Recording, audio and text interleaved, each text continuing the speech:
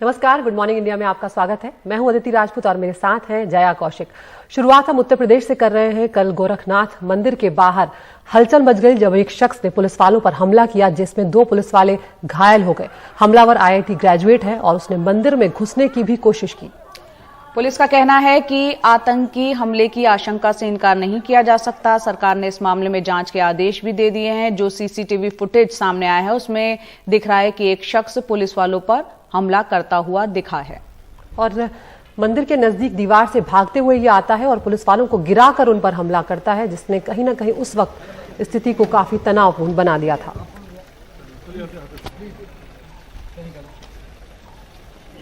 और उत्तर प्रदेश के गृह विभाग का कहना है इस पूरे मामले पर कि कहीं ये आतंकी साजिश तो नहीं। ATS STF इसकी जांच कर रहे हैं और जो घायल जवान हुए हैं इसमें उनको 5 लाख रुपए दिया जाएगा। और आपको ये भी बताते हैं कि आरोपी कौन है। आखिर आरोपी ने पुलिस पूछताछ में अपना नाम अहमद मुर्तजा अब्बासी बताया है। गोरखपुर का ही वो रहने वाला है। IIT बॉम्बे से वो पास आउट है और पुलिस आरोपी के बैकग्राउंड को भी फिलहाल खंगाल रही है कि आखिर इसका बैकग्राउंड क्या है।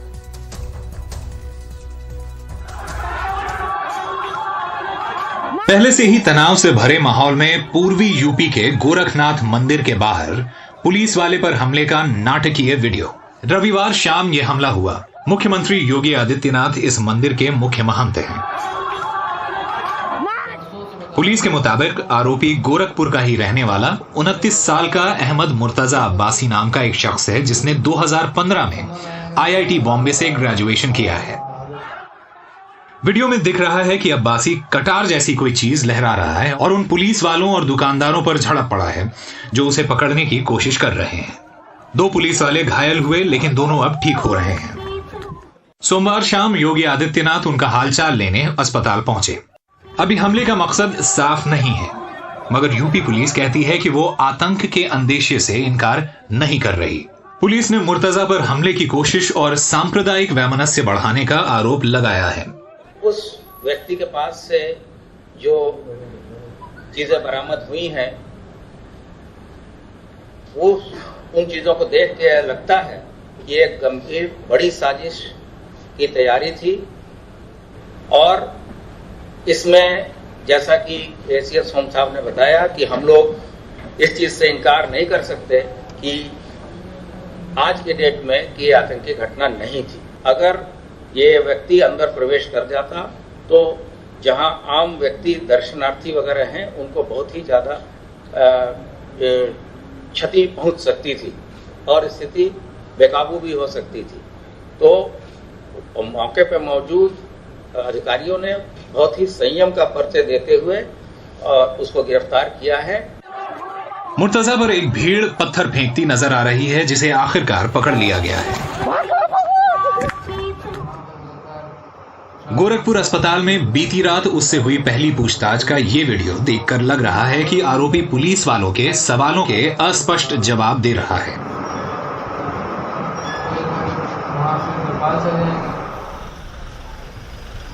पुलिस के मुताबिक मुर्तजा के पास से एक मोबाइल, एक लैपटॉप और एक हवाई टिकट बरामद हुआ है। मुर्तजा के पिता बताते हैं कि उनका बेटा कई साल से अवसाद में है और उसने खुदकुशी की कोशिश की प्रवृत्ति भी है। परिवार मुंबई में था और 2 साल पहले गोरखपुर आकर बसा है। तबीयत इसकी खराब रहती थी ज्यादातर।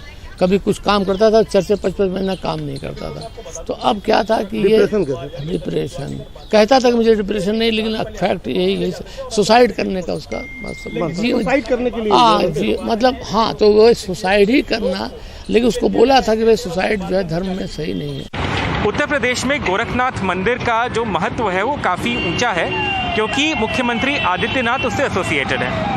आदित्यनाथ गोरखपुर से कई बार सांसद भी रहे हैं और इस बार असेंबली इलेक्शंस में वो गोरखपुर अर्बन सीट से MLA भी चुने गए। सलीम खान और विनीत वर्मा के साथ आलोक पांडे, NDTV इंडिया। आगे बढ़ते हैं, बात करते हैं दक्षिणी दिल्ली नगर निगम के मेयर मुकेश सूर्यान ने निगम आयुक्त से नवरात्रों के दौरान शहर में 9 दिनों तक मीट की दुकानें बंद रखने का आदेश दिया है। मुकेश सूर्यान ने इसके लिए धार्मिक भावनाओं को ठेस पहुंचने और मीट की दुकानों से होने वाली गंदगी का हवाला दिया है। उन्होंने कहा कि नवरात्रि के दौरान मंदिर और आसपास के इलाकों में सफाई बनाए रखना जरूरी है, लेकिन हम ये भी जानते हैं जया कि अगर नवरात्रि चल रही है तो इस वक्त रमजान का महीना भी शुरू हो चुका है, लोग रोजे रख रहे हैं। ऐसे में किसको क्या खाना है इसकी इजाजत खुद उस व्यक्ति को ही होनी चाहिए जिसे खाना है। ये बहुत ज्यादा नियंत्रित करना उचित नहीं है। बिल्कुल। और साउथ दिल्ली के जो मेयर हैं उनसे बात की हमारे सहयोगी वरिष्ठ सहयोगी विष्णु सोम ने। ये और इस आदेश को क्यों पास किया है कि कई लोगों को कहना है कि अगर हाइजीन के बारे में आप लोग बात करते हैं तो शायद पूरा साल हाइजीन होना चाहिए, बस नवरात्रि के वक्त हम हाइजीन के बारे में याद रखते हैं। नहीं, क्वेश्चन आपका बहुत अच्छा, that is very good question you ask me. Basically क्या है, मैं रेगुलर विजिट करता हूँ, लोगों के साथ वार्डों में घूमता हूँ, जनता की समस्याओं को समझता हूँ। तो मैं रेगुलरली जैसे आप बोलते हैं फ्रिक्वेंटली ट्रेवलर, मैं रेगुलरली वार्डों में विजिट करता हूँ जी। तो मैं काफी समय से वार्डों में जा रहा हूँ। तो मैंने ड्यूरिंग नवरात्रा जब मैं मंदिरों में जाता हूँ, जब मैं गुरुद्वारों की तरफ बढ़ता हूँ, मैं स्कूलों में जाता हूँ, तो मैंने देखा दिल्ली के अंदर 95% लोग आज की डेट में जो नवरात्रे चल रहे हैं, वैसे रमजान का भी है इस टाइम पे, तो लोग व्रत रखते हैं, फास्ट रखते हैं। और हम अपने घरों में जो मुझे माताओं बहनों का जो मुझे सजेशन मिला है, लोगों ने मुझे फीडबैक दिया है कि आप अपने घरों में आज के दिन हम लहसुन प्याज जो रेगुलर यूज करते हैं उसका भी हम यूज नहीं कर रहे हैं। नहीं, पर ये तो फिर पर्सनल चॉइस होना चाहिए। नहीं मतलब नहीं, अगर आप अपने घर में अगर वेजिटेरियन बनना चाहते हैं, इस पीरियड में मीट नहीं खाना चाहते तो सही है, पर दूसरों पे ये इन्फ्लिक्ट करने का, I mean how do you have the authority to do that? नहीं, दिल्ली के अंदर मैक्सिमम जनता लोग आज की डेट में 95% लोग मंदिर जाते हैं, दुर्गा माता ये मान सकते हैं, पर जो लोग नहीं मानते उनको बस ये मानना ही पड़ेगा। मुझे कोई भी ऐसा आदमी नहीं मिला है, जितना भी हमने लोगों से बात किया, लोगों ने, मैं जब और लिकर शॉप्स को भी तो बंद करना चाहिए फिर आपको वो कर। मैंने सीएम साहब को भी पत्र लिखा, उनको भी मैंने आग्रह किया है कि नवरात्रों के दौरान जहां हम लहसुन प्याज नहीं खा रहे हैं, जहां हम बात करते हैं प्योर वेजिटेरियन होने की, तो आपने शराब पे डिस्काउंट बढ़ा दिया है। इस तरह से तो आपको शराब का डिस्काउंट भी, तो मतलब लिकर शॉप्स जिसको आप ऑब्जेक्ट करते हैं इस पीरियड में, अल्कोहल के शॉप्स वो खुले रहेंगे। और नहीं, मैं तो क्या, मैंने उनसे रिक्वेस्ट किया पत्र लिखकर कि कंप्लीटली आप भी शट डाउन कर सकते हैं। सूर्यान जी, आप ये गुजरात में भी शायद 1 साल पहले ऐसे कुछ कानून बने थे और बताया गया था कि मीट शॉप्स या meat vendors, street meat vendors को बंद किया जाना चाहिए। वो गैर कानूनी निकला क्योंकि उस आदेश को किसी ने ऑब्जेक्ट किया और शायद कोर्ट पे गया था, पर जो भी हो ये उसको रिवर्स किया गया था। आपका ये आदेश ये लीगली वायबल है? हम तो ये 9 दिन के जो हमारे जो हिंदू देश है, हमारा भारत देश है, हम इन 9 दिनों की बात करें। हमारा देश हिंदू देश सिर्फ नहीं है, हमारा देश एक देश है जिसमें लोग कई धर्म के होते हैं। जहां हम लोग नवरात्रों की बात करते हैं, जहां हम लोग दुर्गा पूजा करते हैं, जहां हम लोग नवरात्रों में माता की पूजा करते हैं, परिवार में सब लोग फास्ट रखते हैं, तो मैंने इस चीज को देखते हुए इसको पूरी तरह से लागू करने का फैसला लिया है। और आपको पता है कि शायद इस पे कोई ऑब्जेक्ट कर सकते हैं आपके खिलाफ, मतलब केस कर सकते हैं। आप अपने पर्सनल जो बिलीव्स है आप दूसरे पे डाल रहे, ऐसे भी कह सकते हैं। मुझे उससे कोई दो राय नहीं है। अगर कोई केस करना चाहता है मेरे ऊपर तो वो कर सकता है। नहीं, आपके खिलाफ मतलब आपके इस ऑर्डर के खिलाफ? हाँ, सब तरह के लोग हैं, अगर कोई करना चाहे तो कर सकते हैं। हम लोग तो शराब के खिलाफ भी हैं, पूरी दिल्ली। नहीं, पर सूर्यान साहब, I am sorry, there is no answer to my basic question कि if you are looking at cleanliness, क्योंकि आपका मेल मेरे सामने है, and it's a very valid point जब आप कहते हैं some meat shops dump waste in gutters or besides the road which stray dogs feed on. It is not only unhygienic but an appalling sight. अब नवरात्रि के time पे आपको ये याद है? No, we have completely banned those type of soap. Completely हमने ban किया, उनको फाइन भी किया, उनके लाइसेंस भी हमने रिवोक किया, उनको कैंसिल भी किया। But then if that is the case, then why are you objecting to it now? I am objecting this is because most of the Delhi people wants this thing. They don't want to eat. On what basis do you say that everybody wants it, sir? No. Are you not also accountable for people who may not want to be vegetarian for a period of time? Sir, I don't get any single person from Delhi कि हम लोग खाना नहीं sir, have you done a poll? Have you done a poll to prove that, sir? I have exercised across the Delhi. मैं most of the वार्डों में मैं घूमता हूँ, जाता हूँ, तो ये लोगों की भावना और हमारा काम है लोग। नहीं सर, ये लोगों का भावना आप कैसे डिसाइड करेंगे sir? You don't speak for everybody. Nobody can. That is the beauty of our country.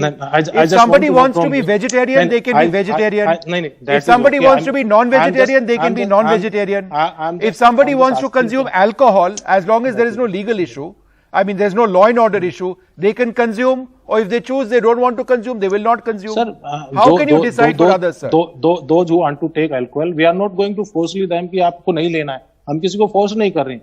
हमने अपने डिपार्टमेंट को ये एडवाइस जारी करी है कि ये करना है, इसको करना है, क्योंकि ड्यूरिंग ये तो फोर्स ही कर रहे हैं ना. अब अगर आपने एक ऑर्डर पास की है जहां आपने साफ साफ कहा है कि इन दुकानों को बंद करना है, मीट वेंडर्स को बंद करना है इस टाइम पीरियड तो सर प्रॉब्लम क्या है मुझे बताइए ना, दिक्कत कहाँ है? नहीं, ये आपका ओपिनियन नहीं, दिक्कत नहीं है. आपने आदेश दिए, कोई दिक्कत का सवाल नहीं पैदा होता है इसमें. मैं सिर्फ ये कह रहा हूं कि आपने ये आदेश लिया कैसे, जब ऑन व्हाट बेसिस सर?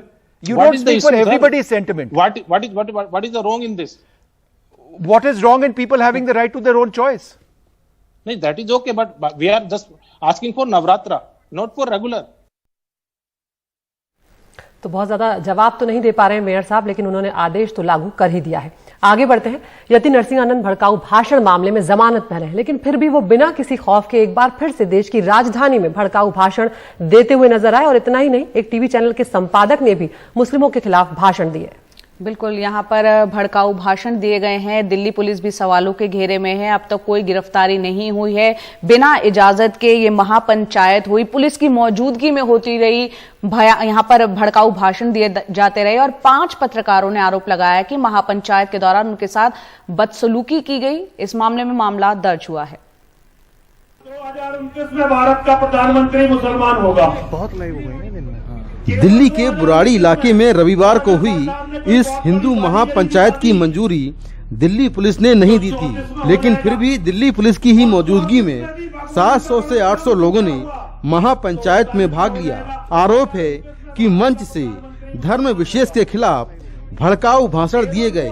भाषण देने वालों में डासना मंदिर का पुजारी यति नरसिंहानंद सरस्वती और सुदर्शन चैनल का एडिटर सुरेश चौहान के था.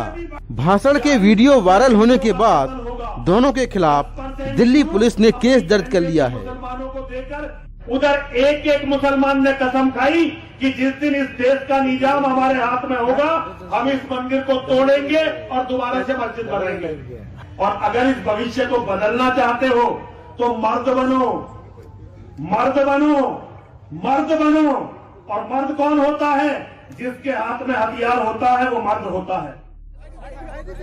इस महापंचायत के कवरेज के लिए गए एक महिला समेत 5 पत्रकारों ने आरोप लगाया कि महापंचायत में मौजूद लोगों ने उनके आई कार्ड चेक किए, फिर उनके साथ मारपीट की और छेड़खानी की. उनके मोबाइल और पहचान पत्र छीनने की कोशिश की. पुलिस किसी तरह उन्हें निकालकर मुखर्जी नगर थाने लाई और पत्रकारों की शिकायत पर अज्ञात लोगों के खिलाफ 2 केस दर्ज किए गए हैं. इस मामले में पुलिस ने ट्विटर पर गलत जानकारी और भड़काऊ ट्वीट करने के आरोप में कुछ पत्रकारों के खिलाफ भी केस किया है. लेकिन फिलहाल विवादों में आए यति नरसिंहानंद और सुरेश चौहान को अभी गिरफ्तार नहीं किया गया है. यति नरसिंहानंद के खिलाफ पहले से कई केस दर्ज हैं. हरिद्वार की धर्म संसद में भी उस पर ऐसे ही भड़काऊ भाषण देने का आरोप लगा था. तो 34 में हो जाएगा. पुलिस की मंजूरी मिले बिना पुलिस के सामने ही हिंदू महापंचायत हुई और अब पुलिस उन्हीं को तलाश रही है जो पुलिस के सामने ही भड़काऊ भाषण दे रहे थे. नई दिल्ली से कैमरामैन एजे जोसेफ के साथ मैं मुकेश सिंह, एनडीटीवी इंडिया. तो क्या रोजी रोटी महंगाई जैसे मूल मुद्दे कहीं पीछे छूट गए हैं? ये इसलिए क्योंकि कर्नाटक में हमने देखा किस तरह से हिजाब और हलाल को मुद्दा बनाया गया. अब मुंबई की अगर बात करें तो यहां अजान को लेकर राजनीति हो रही है. दरअसल यहां पर मस्जिदों पर लगे लाउडस्पीकर को लेकर अब जमकर राजनीति की जा रही है. बिल्कुल, और बीजेपी के बाद अब एमएनएस और समाजवादी पार्टी भी इस विवाद में कूद गए हैं. एमएनएस ने तो एक कदम आगे बढ़ते हुए अजान के विरोध में हनुमान चालीसा भी शुरू कर दी है. एक रिपोर्ट आपको दिखाते हैं. हिजाब और हलाल के बाद अब अजान का मुद्दा गर्मा रहा है. एमएनएस ने तो अजान के खिलाफ हनुमान चालीसा का अभियान शुरू कर दिया है.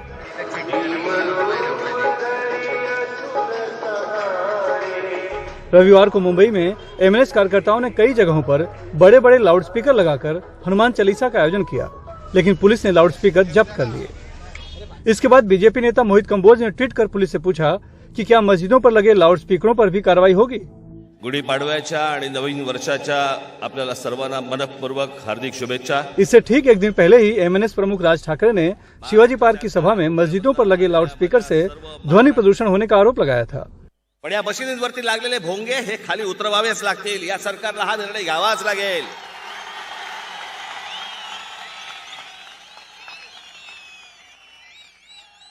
नाही तर आजच सांगतोय, आत्ता सांगतोय,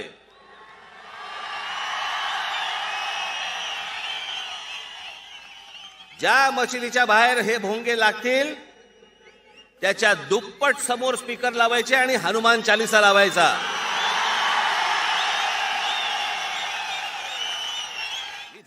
एमएनएस पर बीजेपी का एजेंडा चलाने का आरोप लग रहा है, क्योंकि कुछ दिन पहले ही मुंबई बीजेपी ने मुंबई पुलिस आयुक्त से मिलकर मस्जिदों से लाउडस्पीकर हटाने की मांग की थी।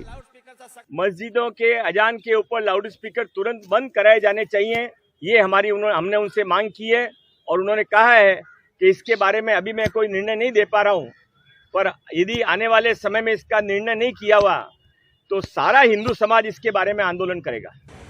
सुप्रीम कोर्ट ने साल 2005 में अपने एक आदेश में रात 10 बजे से सुबह 6 बजे तक लाउडस्पीकर के इस्तेमाल पर पाबंदी लगाई थी। बीजेपी उसे ही मुद्दा बनाकर अब मुंबई में शिवसेना को घेरने की कोशिश में है। बदले में शिवसेना ने याद दिलाया है कि इसके पहले देवेंद्र फडणवीस मुख्यमंत्री और गृह मंत्री थे, तब बीजेपी ने यह मुद्दा क्यों नहीं उठाया। 2014 से 2019 तक देवेंद्र फडणवीस मुख्यमंत्री और गृह मंत्री थे। अजान और लाउडस्पीकर का जो मुद्दा उठा रहे हैं तब क्यों नहीं उठाया गया, मुझे बताइए। यूपी में मस्जिद पर से लाउडस्पीकर निकाला क्या? मुंबई में अब समाजवादी पार्टी भी इस लड़ाई में कूद गई है। जितना भी इनको हनुमान चालीसा का लाउडस्पीकर बजाना है बजाएं वो, लेकिन मंदिर में बजाएं, सड़क पर न बजाएं, परमिशन लेके बजाएं। हम वहाँ ठंडा पानी पिलाएंगे, शरबत पिलाएंगे आपको। दरअसल बीएमसी चुनाव नजदीक है और शिवसेना के अलग होने के बाद से ही बीजेपी हिंदुत्व के प्रति उसकी निष्ठा पर सवाल उठाती रहती है। लाउडस्पीकर पर अजान भी उसी कड़ी का हिस्सा है। ये मुद्दा इतना संवेदनशील है कि सिर्फ मुंबई ही नहीं, देश के सभी राज्य की सरकारें इसे नजरअंदाज करती रही हैं। लेकिन बीएमसी चुनाव के पहले बीजेपी ने फिर से इस मुद्दे को हवा देना शुरू कर दिया है। मुंबई से कैमरामैन राजन दयाल के साथ सुनील सिंह, NHB इंडिया के लिए।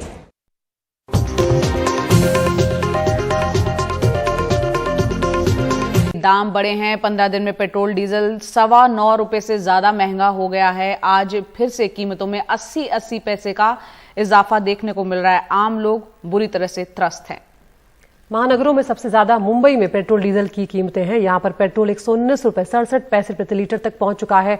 डीजल 103 रुपए 92 पैसे प्रति लीटर में चल रहा है। और अगर दिल्ली की बात करें तो पेट्रोल अब 104 रुपए 61 पैसे और डीजल 95 रुपए 87 पैसे प्रति लीटर तक पहुंच गया है।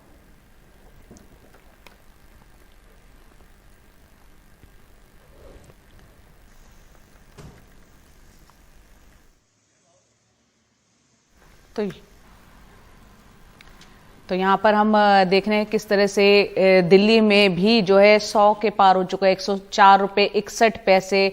वहीं मुंबई में 119 रुपए के पार हो चुका है। कोलकाता में 114 रुपए। कहीं ऐसा शहर नहीं बचा जहां 100 रुपए के ऊपर यहाँ पेट्रोल की कीमत ना पहुंच गई है। चेन्नई की अगर बात करें तो वहां 110 रुपए 9 पैसे प्रति लीटर बिक रहा है। तो आम जनता परेशान है, करे तो क्या करे, महंगाई से बुरी तरह से त्रस्त है। ट्रांसपोर्टर संजीव सेंट्रल दिल्ली के कमला मार्केट में कामाख्या ट्रांसपोर्ट कंपनी चलाते हैं। डीजल और सीएनजी महंगा होने से परेशान हैं। ट्रांसपोर्ट का खर्च बढ़ गया है, लेकिन कमाई नहीं बढ़ रही। इससे हमारा काफी बंद हो गया। हमारा काफी पार्टियां माल देना बंद कर दिया। पार्टी ने बात की रेटों के लिए, पार्टियां रेट पे हम रेट बढ़ा के बता रहे हैं पार्टियों को, पार्टियां उस रेट पे माल दे नहीं रही हमें। महंगाई से बहुत ज्यादा परेशान है जी। सैलरी भी नहीं निकल पा रही है, गाड़ी को खर्चे भी नहीं निकल पा रहे हैं। कंपटीशन इतना ज्यादा है कि फ्रेट भी पूरा नहीं मिल पा रहा उसमें। आप चार्ज नहीं बढ़ा पा रहे हैं ट्रांसपोर्ट का? कंपटीशन की वजह से नहीं बढ़ा पा रहे हैं जी। आपस में बहुत ज्यादा कंपटीशन है। हम अगर 2 रुपए में ले जाएंगे तो बराबर वाला हमारा 1.5-2 रुपए 1 रुपए में ले जाएगा। इसलिए बहुत ज्यादा महंगाई से परेशान है। और घर पे भी इसका बहुत ज्यादा असर है। रसोई गैस भी महंगी हो गई है। मैं क्या कहूँ, हर सरकार का यही हाल है। इलेक्शन से पहले सारे दबा के इलेक्शन खत्म हो गया, अब झेलते रहो। अब तो 40 पैसे ही बढ़े, अब 40 रुपए भी बढ़ेंगे लगता है। कितना फर्क पड़ा? जेब पे फर्क तो पड़ता ही है, अब क्या कर सकते हैं, मतलब मजबूरी है, हम तो अब सरकार के कुछ कह थोड़ा ना सकते हैं इसी। बाकी तेल के भाव बढ़ने नहीं चाहिए इतने, अब तो घटने ही चाहिए। आम आदमी की जेब पे ही फर्क पड़ रहा है, ना गरीब को फर्क पड़ना ना अमीर को फर्क पड़ना, क्योंकि गरीब के पास गाड़ी नहीं है, अमीर को कोई दिक्कत नहीं है, दिक्कत तो आम आदमी को ही होगी ना। डीजल पर खर्च किसी ट्रांसपोर्टर के कुल खर्च का 65% से 70% तक होता है। अब all India motor transport Congress की मांग है कि सरकार पेट्रोल डीजल को जीएसटी में शामिल करने की पहल करे। 1 अप्रैल से टोल के दाम भी बढ़ गए हैं, इंश्योरेंस की दाम भी बढ़ गए हैं। हमारी तो सरकार से पहले से ही काफ़ी टाइम से हमारी मांग रही है कि पेट्रोल और डीजल को जीएसटी के अंदर दायरे में लाया जाए। क्वार्टरली इसकी रिवीजन हो, डेली रिवीजन से ये मतलब ट्रकिंग ऑपरेशंस पे काफ़ी नुकसान होता है। उधर सोमवार को विपक्ष ने पेट्रोल डीजल की कीमतों में बढ़ोतरी के खिलाफ संसद में जमकर हंगामा किया। 267 is not the appropriate rule, so there is no question of accepting. इस वजह से राज्यसभा की कार्रवाई 3 बार स्थगित करनी पड़ी और कोई कामकाज नहीं हो सका।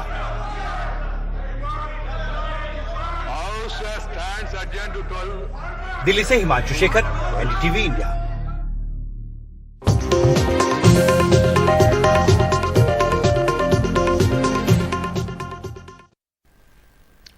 और अब बात करते हैं उस बिल की जिसको लेकर काफी ज्यादा चर्चा हो रही है। अपराधियों की हर पहचान की रिकॉर्ड रखने वाला क्रिमिनल प्रोसीजर बिल लोकसभा से पारित हो गया है और बिल पारित करने के पहले केंद्रीय गृह मंत्री अमित शाह ने इस चर्चा का जवाब देते हुए कहा कि ये कानून उसी पर लागू होगा जिसे 7 साल सजा हुई है। उन्होंने ये भी कहा कि वो स्पष्ट करना चाहते हैं कि ये बिल दुरुपयोग के लिए नहीं बल्कि समय के मुताबिक लाया गया है। विपक्ष इस बिल को निजता के अधिकार का हनन बता रहा है तो सरकार अपराध की जांच पड़ताल को आधुनिक बनाने वाला कदम। हमारे सहयोगी राजीव रंजन की ये रिपोर्ट। इस बिल का समर्थन किया है। लोकसभा में दंड प्रक्रिया पहचान विधेयक पेश करते हुए केंद्रीय गृह मंत्री अमित शाह ने कहा, इस बिल का मकसद किसी व्यक्ति या समुदाय की जासूसी नहीं, अपराध की जांच को तकनीकी मदद से जोड़ना है। यह बिल देश में दोष सिद्धि के प्रमाण को बढ़ाकर गुनाहों की संख्या को सीमित करने के एकमात्र उद्देश्य से लाया गया है।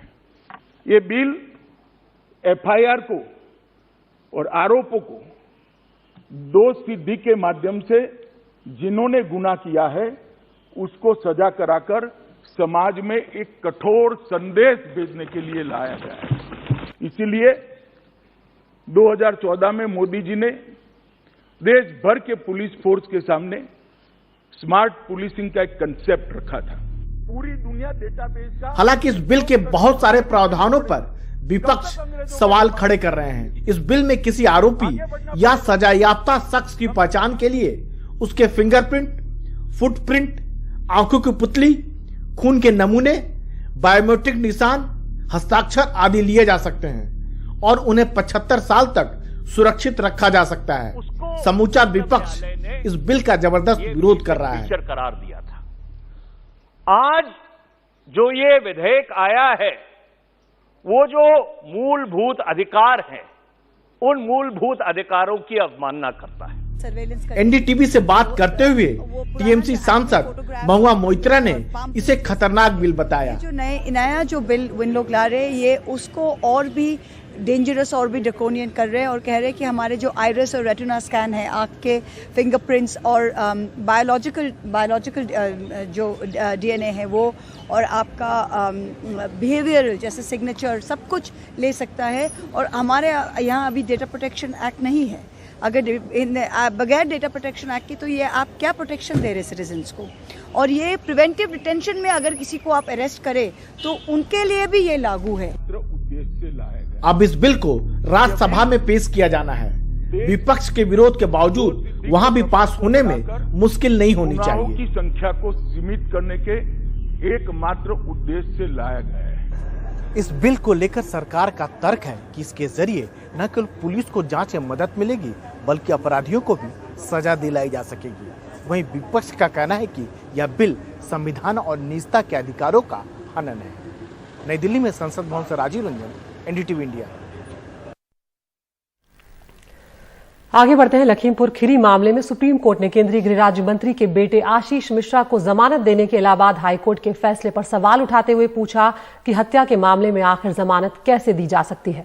साथ ही कहा कि हाईकोर्ट ने गवाहों की अनदेखी की है। वहीं यूपी सरकार आशीष मिश्रा को बचाती दिख रही है। यूपी सरकार ने कहा कि घटना गंभीर है, लेकिन आशीष मिश्रा के फरार होने का अंदेशा नहीं है। लखीमपुर खीरी 3 अक्टूबर 2021 बेकाबू जीप किसानों को रौंदती निकल गई। घटना में 8 लोग मारे गए। सुप्रीम कोर्ट के दखल के बाद केंद्रीय गृह राज्य मंत्री के बेटे आशीष मिश्रा को गिरफ्तार किया गया, लेकिन एसआईटी के दावों के बावजूद वो जमानत पर बाहर आ गया। दरअसल फरवरी में ही इलाहाबाद हाईकोर्ट ने आशीष मिश्रा को जमानत दे दी थी। एसआईटी की जांच पर सवाल उठाए थे, पुलिस की एफआईआर पर सवाल उठाए थे और कहा था कि हो सकता है कि जीप के ड्राइवर ने डर की वजह से गति तेज की, जिससे किसान कुचले गए। 50 दिन से ज्यादा बीतने के बाद भी यूपी सरकार ने अभी तक इस मामले में सुप्रीम कोर्ट में अपील दायर नहीं की, लिहाजा पीड़ित परिवार ही सुप्रीम कोर्ट पहुंच गए। इलाहाबाद हाईकोर्ट के जमानत देने पर सुप्रीम कोर्ट ने बड़े सवाल उठाए। अदालत ने कहा, हमारी चिंता जमानत देने के तरीके को लेकर है। हाईकोर्ट केस के गुण दोष पर चला गया। गाड़ी से कुचले या गोली लगी, ये पता लगाना ट्रायल का काम है। यूपी सरकार को भी एसआईटी के सुझाव पर सुप्रीम कोर्ट में अपील करनी चाहिए थी। वहीं इस बार यूपी सरकार आशीष मिश्रा का बचाव करती नजर आई। सरकार ने कहा, घटना गंभीर है, लेकिन आशीष मिश्रा के फरार होने का अंदेशा नहीं है। वो आदतन अपराधी भी नहीं है। गवाहों को उससे कोई खतरा नहीं है। एसआईटी ने सिर्फ केंद्रीय मंत्री का बेटा होने की वजह से अपील का सुझाव दिया। बहरहाल तमाम पक्षों की बात सुनने के बाद सुप्रीम कोर्ट ने फैसला सुरक्षित रख लिया है कि आशीष मिश्रा की जमानत रद्द की जाए या नहीं। नई दिल्ली से आशीष भार्गव की रिपोर्ट, एनडीटीवी इंडिया।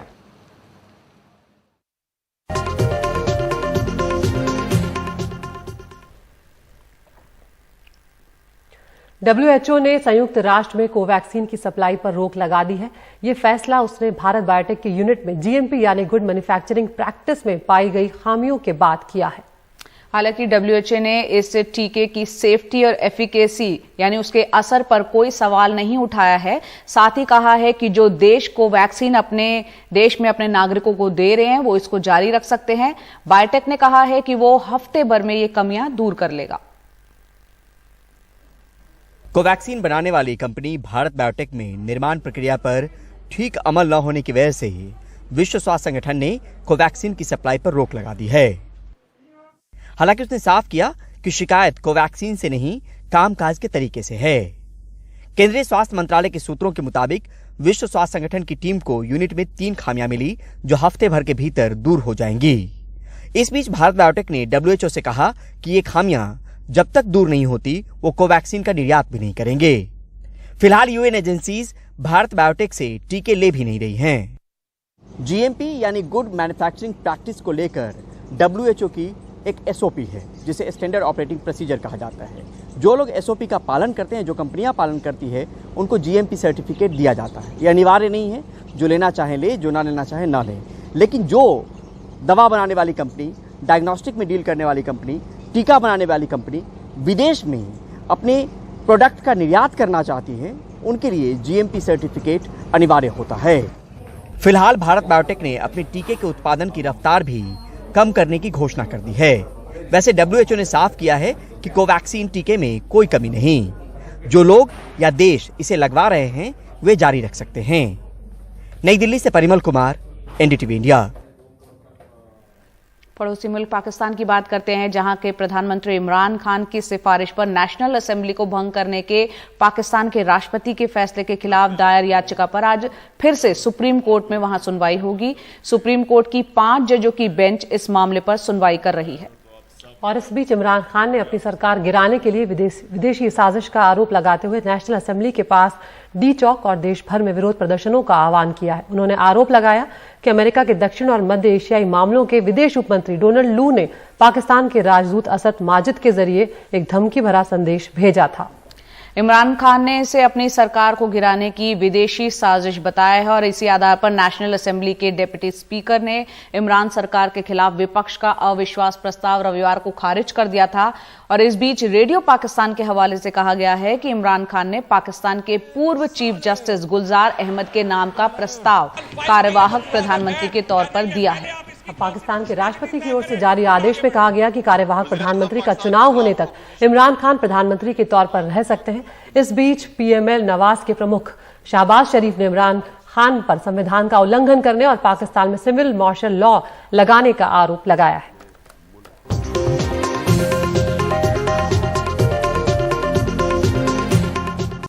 नमस्कार, गुड मॉर्निंग इंडिया के इस खास शो में आपका बहुत बहुत स्वागत है। मैं हूं आपके साथ जया कौशिक और मेरे साथ हैं अदिति राजपूत। शुरुआत कर रहे हैं उत्तर प्रदेश की खबर से, जहां गोरखनाथ मंदिर के बाहर एक शख्स ने पुलिस वालों पर हमला बोल दिया, जिसमें 2 पुलिसकर्मी घायल हो गए।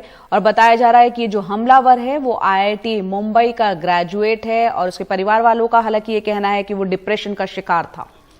उसने मंदिर में घुसने की कोशिश की और पुलिस का कहना है कि आतंकी हमले की साजिश से भी इनकार नहीं किया जा सकता है। जांच के आदेश इस मामले में दे दिए गए और जो सीसीटीवी फुटेज सामने आया है उसमें दिख रहा है कि ये व्यक्ति पुलिस वालों पर हमला कर रहा है।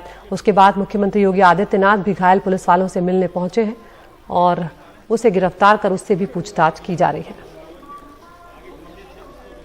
और यहाँ उत्तर प्रदेश का जो गृह विभाग है वो आतंकी साजिश के तहत इस पूरे मामले की जांच भी कर रहा है। ATS STF इसकी जांच कर रही है और जो घायल हुए हैं जवान उनको 5 लाख रुपए मुआवजे के तौर पर दिया जा रहा है। और आरोपी कौन है उसकी भी जानकारी आपको दे देते हैं। आरोपी ने पुलिस पूछताछ में अपना नाम अहमद मुर्तजा अब्बासी बताया है। गोरखपुर का ही वो रहने वाला है और ये भी बताया जा रहा है कि आरोपी IIT बॉम्बे से पास आउट है। पुलिस आरोपी के बैकग्राउंड को खंगाल रही है, जानने की कोशिश कर रही है कि इसका इतिहास क्या रहा है, ये कहाँ पला बड़ा, कहाँ इसने पढ़ाई की।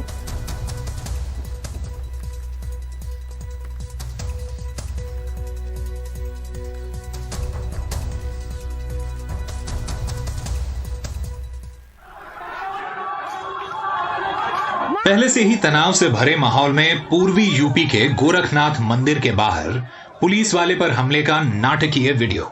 रविवार शाम यह हमला हुआ।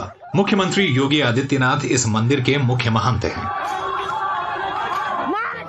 पुलिस के मुताबिक आरोपी गोरखपुर का ही रहने वाला 29 साल का अहमद मुर्तजा अब्बासी नाम का एक शख्स है, जिसने 2015 में IIT बॉम्बे से ग्रेजुएशन किया है।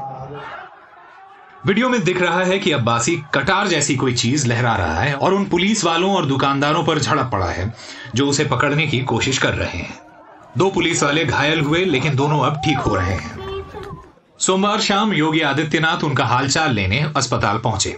अभी हमले का मकसद साफ नहीं है, मगर यूपी पुलिस कहती है कि वो आतंक के अंदेशे से इनकार नहीं कर रही। पुलिस ने मुर्तजा पर हमले की कोशिश और सांप्रदायिक वैमनस्य बढ़ाने का आरोप लगाया है। उस व्यक्ति के पास से जो चीजें बरामद हुई हैं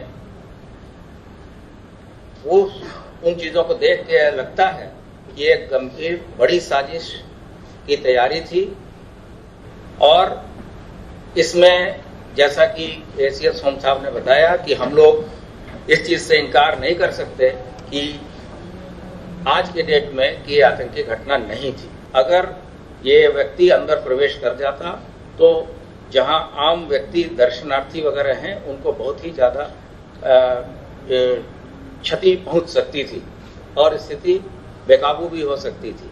तो मौके पर मौजूद अधिकारियों ने बहुत ही संयम का परिचय देते हुए उसको गिरफ्तार किया है। मुर्तजा पर एक भीड़ पत्थर फेंकती नजर आ रही है, जिसे आखिरकार पकड़ लिया गया है।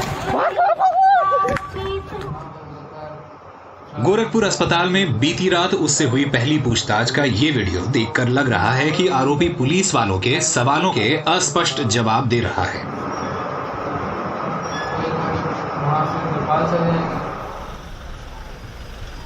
पुलिस के मुताबिक मुर्तजा के पास से एक मोबाइल, एक लैपटॉप और एक हवाई टिकट बरामद हुआ है। मुर्तजा के पिता बताते हैं कि उनका बेटा कई साल से अवसाद में है और उसने खुदकुशी की कोशिश की प्रवृत्ति भी है। परिवार मुंबई में था और 2 साल पहले गोरखपुर आकर बसा है। तबीयत इसकी खराब रहती थी ज्यादातर, कभी कुछ काम करता था, 4 से 5 महीना काम नहीं करता था। तो अब क्या था कि ये डिप्रेशन कहता था कि मुझे डिप्रेशन नहीं, लेकिन फैक्ट यही सुसाइड करने का उसका सुसाइड करने के लिए जी मतलब हाँ, तो वो सुसाइड ही करना, लेकिन उसको बोला था कि भाई सुसाइड जो है धर्म में सही नहीं है। उत्तर प्रदेश में गोरखनाथ मंदिर का जो महत्व है वो काफ़ी ऊंचा है, क्योंकि मुख्यमंत्री आदित्यनाथ उससे एसोसिएटेड है।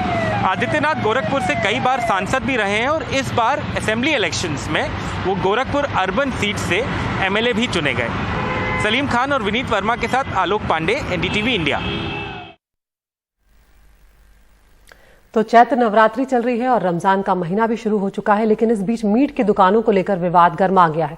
दक्षिण दिल्ली नगर निगम ने मुकेश के जो मेयर हैं मुकेश सूर्यान, निगम आयुक्त से नवरात्रों के दौरान उन्होंने शहर में 9 दिनों तक मीट की दुकानें बंद रखने का आदेश दे दिया है।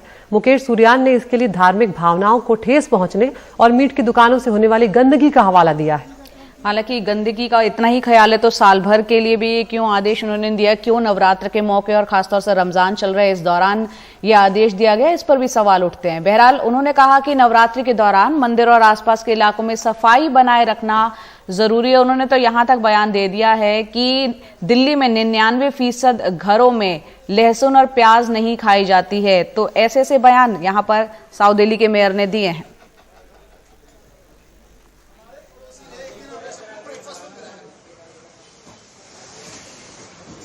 ये और इस आदेश को क्यों पास किया है कि कई लोगों को कहना है कि अगर हाइजीन के बारे में आप लोग बात करते हैं तो शायद पूरा साल हाइजीन होना चाहिए, बस नवरात्रि के वक्त हम हाइजीन के बारे में याद रखते हैं। नहीं, क्वेश्चन आपका बहुत अच्छा, that is very good question you ask me. Basically क्या है, मैं रेगुलर विजिट करता हूँ, लोगों के साथ वार्डों में घूमता हूँ, जनता की समस्याओं को समझता हूँ।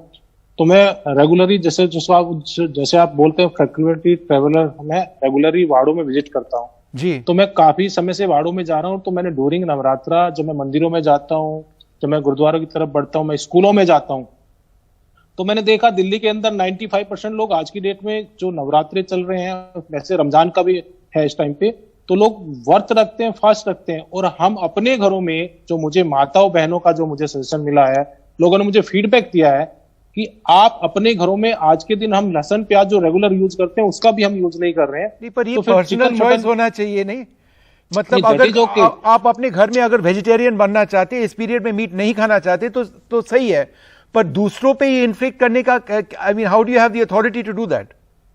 नहीं, दिल्ली के अंदर मैक्सिमम जनता लोग आज की डेट में 95% लोग मंदिर जाते हैं, जनता शायद ये मान सकते हैं, पर जो लोग नहीं मानते उनको बस ये मानना ही पड़ेगा। मुझे कोई भी ऐसा आदमी नहीं मिला है, जितना भी हमने लोगों से बात किया, लोगों ने, मैं जब और लिकर शॉप्स को भी तो बंद करना चाहिए फिर आपको, वो मैंने सीएम साहब को भी पत्र लिखा, उनको भी मैंने आग्रह किया है कि नवरात्रों के दौरान जहां हम लहसुन प्याज नहीं खा रहे हैं, जहां हम बात करते हैं प्योर वेजिटेरियन होने की, तो आपने शराब पे डिस्काउंट बढ़ा दिया है। इस तरह से तो आपको शराब का डिस्काउंट भी, तो मतलब लिकर शॉप्स जिसपे जिसको आप ऑब्जेक्ट करते हैं इस पीरियड में, अल्कोहल के शॉप्स वो खुले रहेंगे। और नहीं, मैं तो मैंने उनसे रिक्वेस्ट किया पत्र लिखकर कि कंप्लीटली आप भी शट डाउन कर सकते हैं। सूर्यान जी, आप ये गुजरात में भी शायद 1 साल पहले ऐसे कुछ कानून बने थे और बताया गया था कि मीट शॉप्स या meat vendors, street meat vendors को बंद किया जाना चाहिए। वो गैर कानूनी निकला क्योंकि उस आदेश को किसी ने ऑब्जेक्ट किया और शायद कोर्ट पे गया था, पर जो भी हो ये उसको रिवर्स किया गया था। आपका ये आदेश ये लीगली वायबल है? हम तो ये 9 दिन के जो हमारे जो हिंदू देश है, हमारा भारत देश है, हम इन 9 दिनों की बात करें। हमारा देश हिंदू देश सिर्फ नहीं है, हमारा देश एक देश है जिसमें लोग कई धर्म के होते हैं। जहां हम लोग नवरात्रों की बात करते हैं, जहां हम लोग दुर्गा पूजा करते हैं, जहां हम लोग नवरात्रों में माता की पूजा करते हैं, परिवार में सब लोग फास्ट रखते हैं, तो मैंने इस चीज को देखते हुए इसको पूरी तरह से लागू करने का फैसला लिया है। और आपको पता है कि शायद इस पे कोई ऑब्जेक्ट कर सकते हैं आपके खिलाफ, मतलब केस कर सकते हैं। आप अपने पर्सनल जो बिलीव्स है आप दूसरे पे डाल रहे, ऐसे भी कह सकते हैं। मुझे उससे कोई दो राय नहीं है। अगर कोई केस करना चाहता है मेरे ऊपर तो वो कर सकता है। नहीं, आपके खिलाफ मतलब आपके इस ऑर्डर के खिलाफ? हाँ, सब तरह के लोग हैं, अगर कोई करना चाहे तो कर सकते हैं। हम लोग तो शराब के खिलाफ भी हैं, पूरी दिल्ली। नहीं, पर सूर्यान साहब, I am sorry, there is no answer to my basic question कि if you are looking at cleanliness, क्योंकि आपका मेल मेरे सामने है, and it's a very valid point जब आप कहते हैं some meat shops dump waste in gutters or besides the road which stray dogs feed on, it is not only unhygienic but an appalling size. अब नवरात्रि के time पे आपको ये याद है? No, we have completely banned those type of soap. Completely हमने ban किया, उनको फाइन भी किया, उनके लाइसेंस भी हमने रिवोक किया, उनको कैंसिल भी किया. But then if that is the case, then why are you objecting to it now?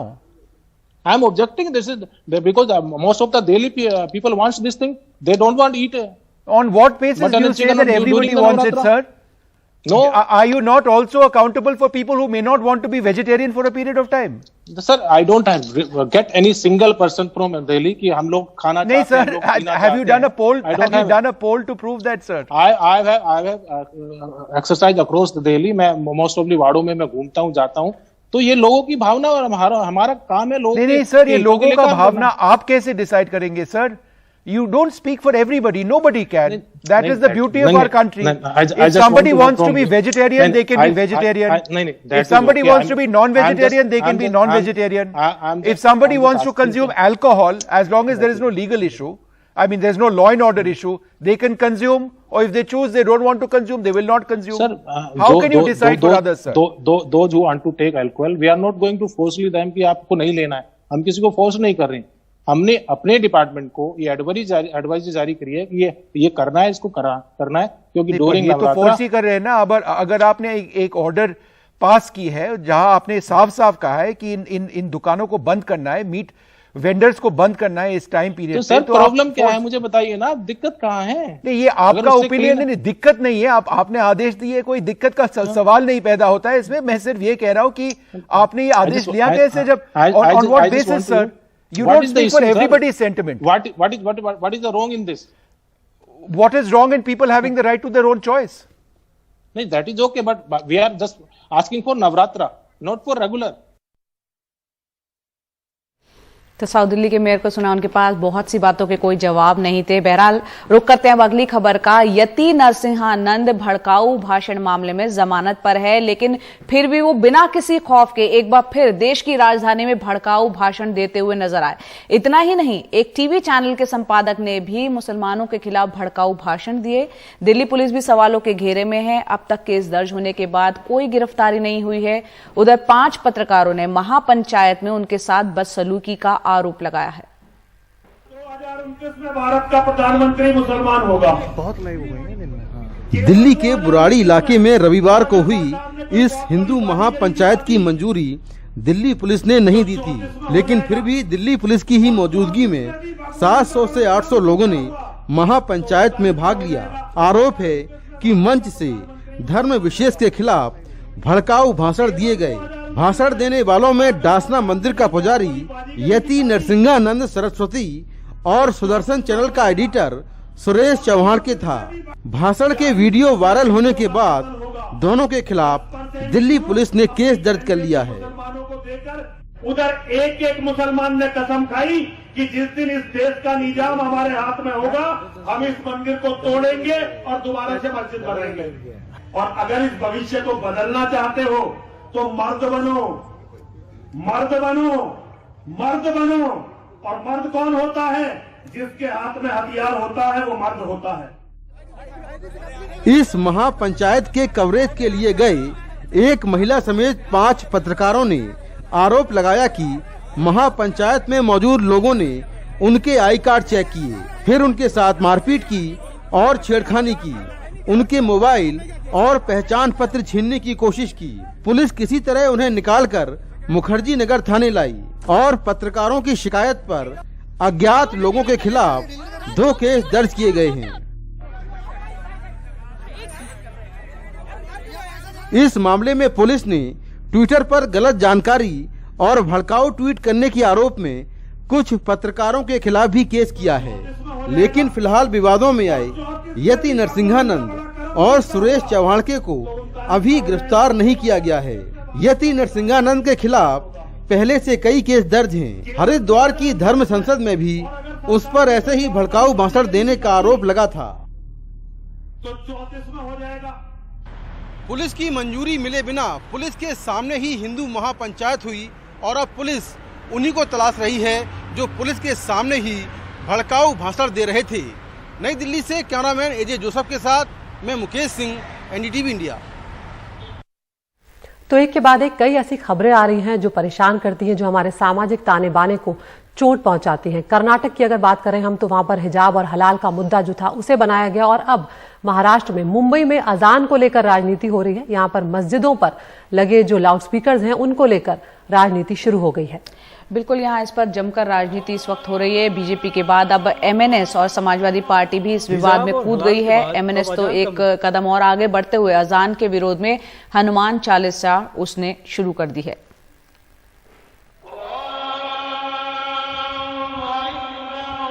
हिजाब और हलाल के बाद अब अजान का मुद्दा गरमा रहा है। एमएनएस ने तो अजान के खिलाफ हनुमान चालीसा का अभियान शुरू कर दिया है।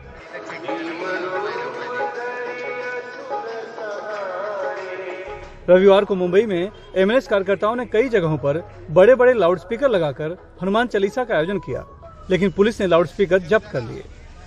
इसके बाद बीजेपी नेता मोहित कंबोज ने ट्वीट कर पुलिस से पूछा कि क्या मस्जिदों पर लगे लाउडस्पीकरों पर भी कार्रवाई होगी। गुढीपाडव्याच्या आणि नवीन वर्षाच्या आपल्याला सर्वांना मनपूर्वक हार्दिक शुभेच्छा। इससे ठीक एक दिन पहले ही एमएनएस प्रमुख राज ठाकरे ने शिवाजी पार्क की सभा में मस्जिदों पर लगे लाउडस्पीकर से ध्वनि प्रदूषण होने का आरोप लगाया था। पण या मशिदींवरती लागलेले भोंगे हे खाली उतरवावेच लागतील। या सरकारला हा निर्णय घ्यावाच लागेल।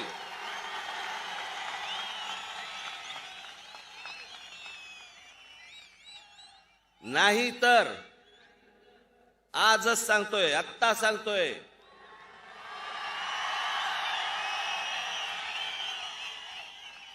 ज्या मशिदीच्या बाहेर हे भोंगे लागतील त्याच्या दुप्पट समोर स्पीकर लावायचे आणि हनुमान चालीसा लावायचा।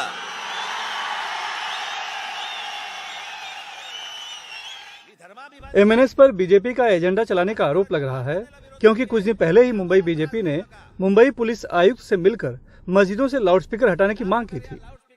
मस्जिदों के अजान के ऊपर लाउडस्पीकर तुरंत बंद कराए जाने चाहिए, ये हमने उनसे मांग की है और उन्होंने कहा है कि इसके बारे में अभी मैं कोई निर्णय नहीं दे पा रहा हूं, पर यदि आने वाले समय में इसका निर्णय नहीं किया हुआ तो सारा हिंदू समाज इसके बारे में आंदोलन करेगा।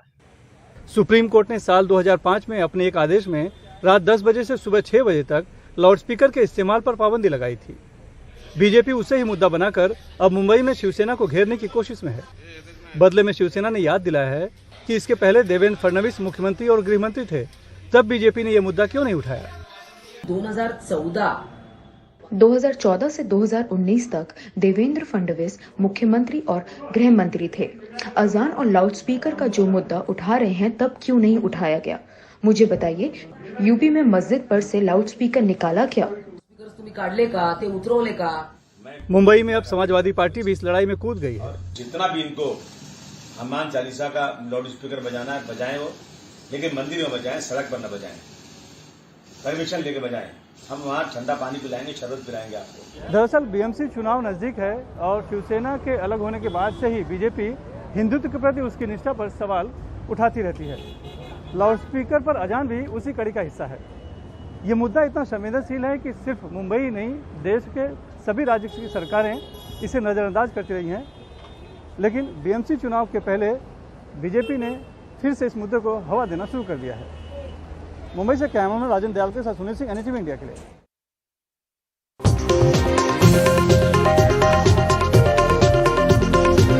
खबर आ रही है जम्मू कश्मीर से। पिछले 2 दिनों में कश्मीर में आतंकी घटनाओं में फिर से इजाफा हुआ है। घाटी में अलग अलग घटनाओं में एक कश्मीरी पंडित और 4 प्रवासी मजदूरों सहित 5 नागरिकों पर हमला हुआ है।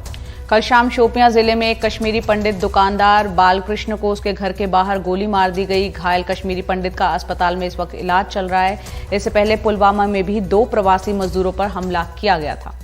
श्रीनगर के मैसूमा इलाके में हुए हमले में एक सीआरपीएफ जवान की मौत हो गई थी, जबकि एक जवान घायल है। रविवार को भी आतंकवादियों ने पंजाब के 2 लोगों पर हमला कर उन्हें घायल कर दिया।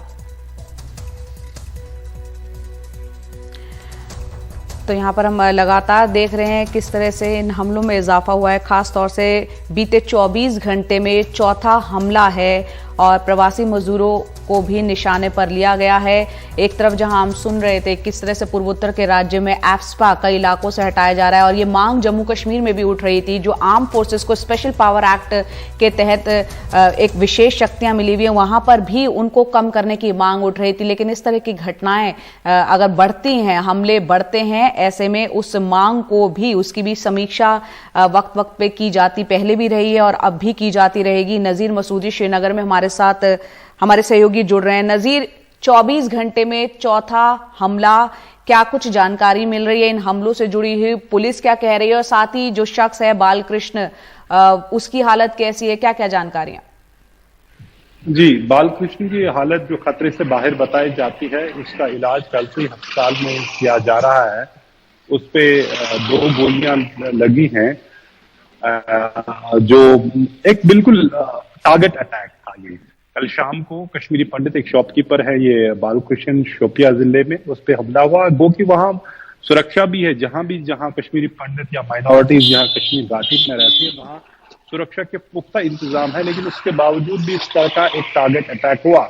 ये एक ही अटैक नहीं था बल्कि एक चौथा अटैक था 24 घंटों में, जिसमें 2 जगहों पे पुलवामा में माइग्रेंट जो वर्कर्स है, नॉन लोकल वर्कर्स है, जो मजदूर हैं, उन पे हमला किया गया एतवार की शाम को भी और कल सवेरे भी। और उसके बाद श्रीनगर में भी एक बड़ा हमला हुआ सीआरपीएफ का, जिसमें सीआरपीएफ का एक एहलकार मारा गया, दूसरा जख्मी हुआ। उसके बाद पुलिस और सीआरपीएफ ने बड़ी तलाशी अभियान शुरू किया, लेकिन वो जो हमलावर थे वो भाग निकलने में कामयाब हुए। एक गुट ने कश्मीरी पंडित पर हमले की जिम्मेदारी कबूल की है, लेकिन पुलिस का कहना है कि वो एक फर्जी नाम है, असल में लश्कर तैयबा इसके पीछे है। जाहिर सी बात है, 24 घंटे में 4 हमले होना एक कोऑर्डिनेटेड अटैक लगता है।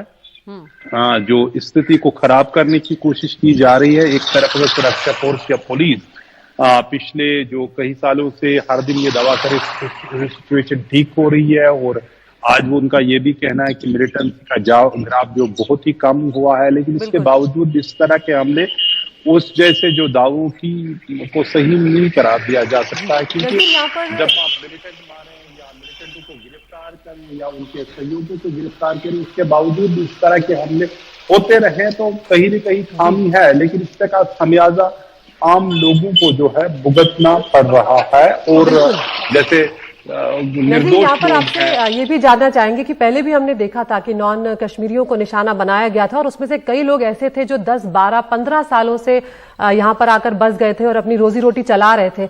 ऐसे में एक बार फिर से दहशत आई होगी लोगों में, अगर आपकी बातचीत हुई हो, क्या कहना है? लोगों का डर पैदा हो गया है वापस?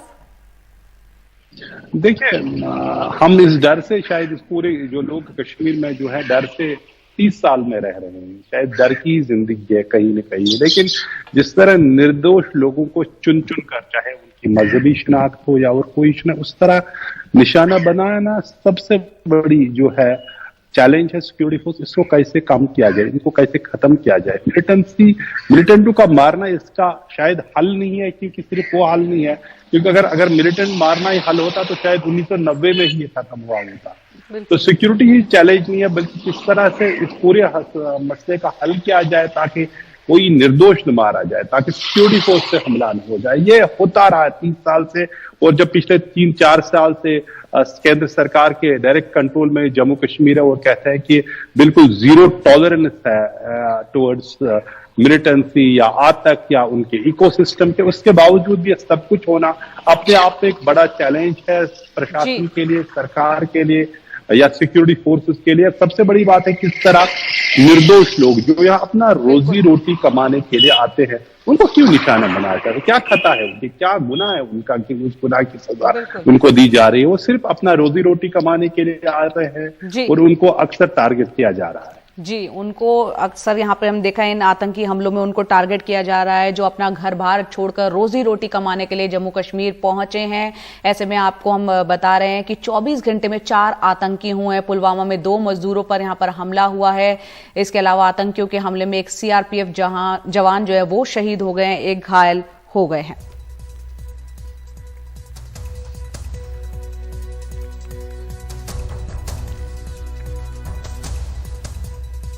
आगे बढ़ते हैं और बात करते हैं क्रिमिनल आइडेंटिफिकेशन बिल की। अपराधियों की हर पहचान का रिकॉर्ड रखने वाला क्रिमिनल प्रोसीजर बिल लोकसभा से पारित हो गया और इस बिल को पारित करने के पहले केंद्रीय गृह मंत्री अमित शाह ने चर्चा का जवाब देते हुए कहा कि यह कानून उसी पर लागू होगा जिसे 7 साल सजा हुई है।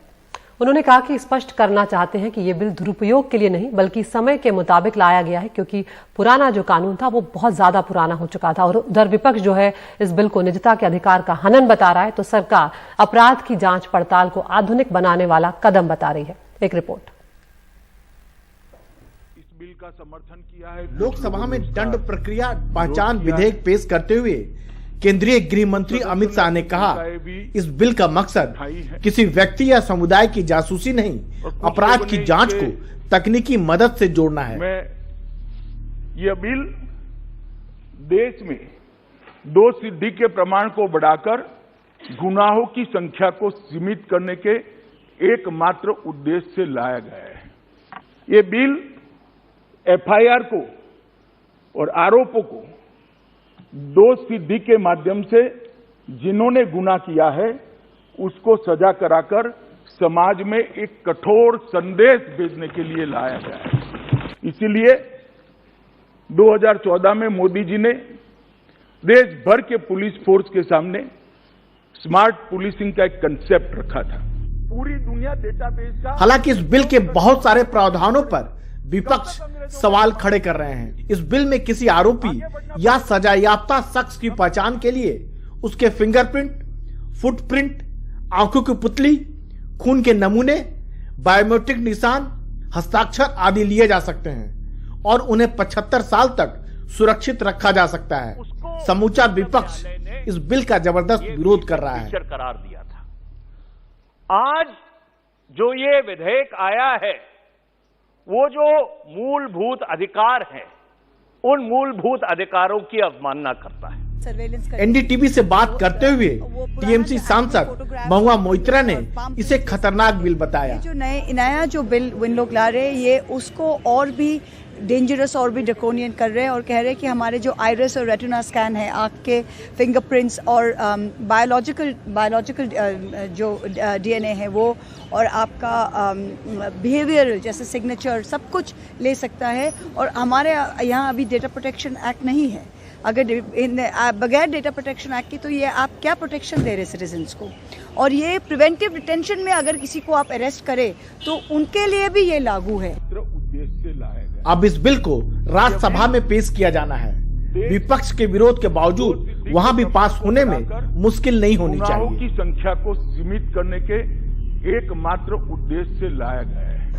इस बिल को लेकर सरकार का तर्क है कि इसके जरिए न केवल पुलिस को जांच में मदद मिलेगी बल्कि अपराधियों को भी सजा दिलाई जा सकेगी। वहीं विपक्ष का कहना है कि यह बिल संविधान और निजता के अधिकारों का हनन है। नई दिल्ली में संसद भवन से राजीव रंजन, एनडीटीवी इंडिया।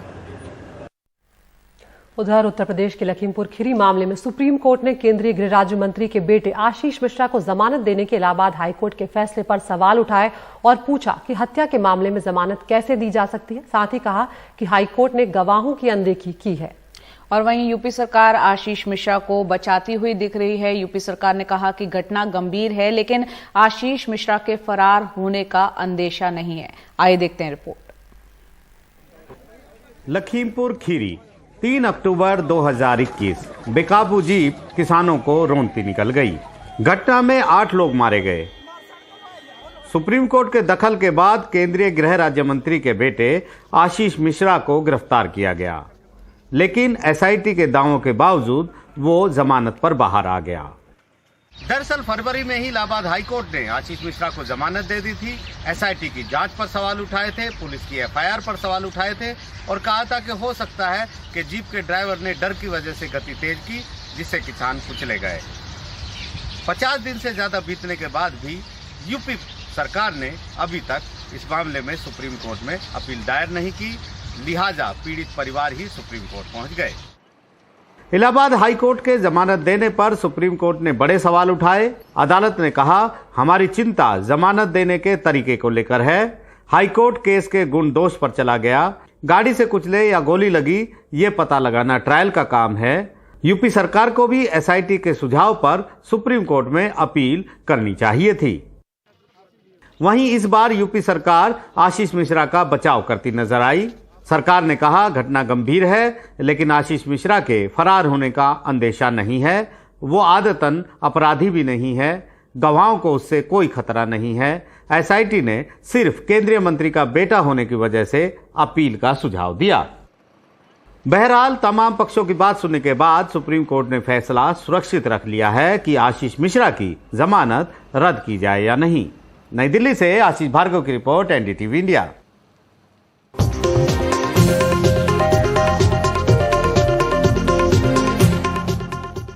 पाकिस्तान के प्रधानमंत्री इमरान खान की सिफारिश पर नेशनल असेंबली को भंग करने का जो पाकिस्तान के राष्ट्रपति के फैसले के खिलाफ दायर याचिका है, उस पर सुप्रीम कोर्ट में आज भी सुनवाई होगी। सुप्रीम कोर्ट की 5 जजों की बेंच इस मामले पर सुनवाई कर रही है। इस बीच पाकिस्तान के प्रधानमंत्री इमरान खान ने अपनी सरकार गिराने के लिए विदेशी साजिश का आरोप लगाते हुए नेशनल असेंबली के पास डी चौक और देश भर में विरोध प्रदर्शनों का आह्वान किया। इस बीच पाकिस्तान मुस्लिम लीग नवाज के प्रमुख शहबाज शरीफ ने इमरान खान पर संविधान का उल्लंघन करने और पाकिस्तान में सिविल मार्शल लॉ लगाने का आरोप लगाया है।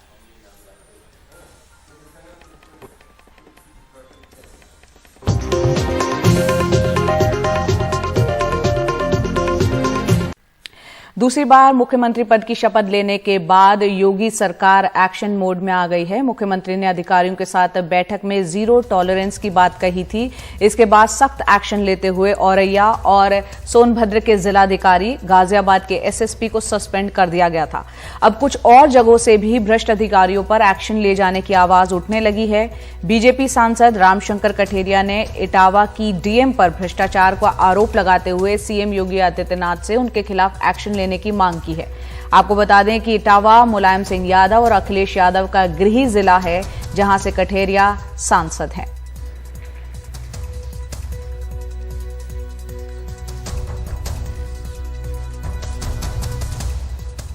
तो इटावा से जो बीजेपी के सांसद हैं, उन्होंने ट्वीट किया है डॉक्टर रामशंकर कठेरिया ने। उन्होंने लिखा है कि औरैया जिलाधिकारी सुनील वर्मा को उत्तर प्रदेश सरकार ने सस्पेंड किया, बहुत ही सराहनीय फैसला। सुनील वर्मा महाराष्ट्र जिलाधिकारी औरैया की तरह इटावा जिलाधिकारी की भी जांच होनी चाहिए।